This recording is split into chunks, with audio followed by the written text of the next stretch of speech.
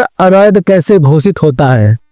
दोस्तों कई बार हम लोग क्या करते हैं कि एजेंट के भागाड़ी में जमीन खरीद लेते हैं। वो कभी पोखरे वगैरह की जमीन थी सरकारी, और उसको नंबर वगैरह का हेर फेर करके उसको बेच दिया गया, लेकिन आपने जानबूझकर बना लिया। कोई रास्ते की जमीन थी, वो कब्जेदारी से आपको मिल गया, वो हो गया आपके।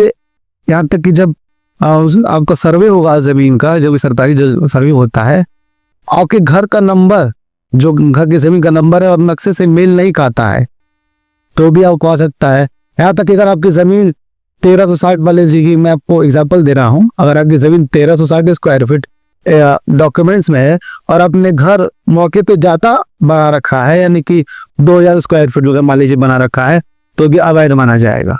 इन्हीं मामलों में लोग जो है गलती कर देते हैं। लोग हमेशा कागजी से करते एजेंट के बाकायदे में जमीन ले लेते हैं, अभी खुद की भाई में ले लेते हैं। सोचते हैं आप तो क्या भाई, हमारी तो पुश्त बीत गई। जिस घर में आप रह रहे हैं, आपके बाल बच्चे रह रहे हैं, पूरा परिवार रह रहा है, एक झटके में एक नोटिस के आते ही सब लोग घर से बेघर। अब ध्यान दीजिएगा दोस्तों, दूसरा हमारा क्या है, 30 साल से क्या मालिकाना हक मिल जाता है? बिल्कुल नहीं। जमीन का मालिकाना हक भावनाओं से नहीं, सबूतों से मिलता है, और सबूतों से ही मिलेगा। कई मामलों में कानून के हिसाब से अगर ज्यादा टाइम से आप रह रहे हैं तो एडवर्स पोजीशन का आप केस कर सकते हैं, उस पर एक अपना पोजीशन बना सकते हैं कि हम इतने सालों से रह रहे हैं। अगर मान लीजिए ऐसा होता है कि केस वगैरह होता है, तो आपके पास बहुत से सारे सबूत हैं। सबूत जो है आपको साबित करना पड़ेगा कि हम ही रह रहे हैं और हमारा ही घर है। ये साबित करने में आपको 10 से 20 साल लग जाएंगे, याद रखिएगा। अगर अभी भी बहुत ही लोगों ने डॉक्यूमेंट्स नहीं तैयार कर रखे हैं, तैयार करके रखिए।